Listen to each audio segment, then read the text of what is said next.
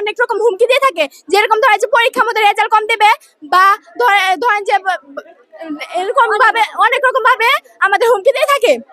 মেয়েদের কি কোনো স্বাধীনতা নাই? মেয়েরা কি স্বাধীনভাবে বাঁচতে পারবো না? এরকম ছায়ের জন্য মেয়েরা অনেক রকম নির্যাতিত হচ্ছে।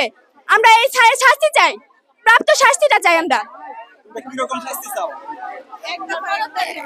এক দফা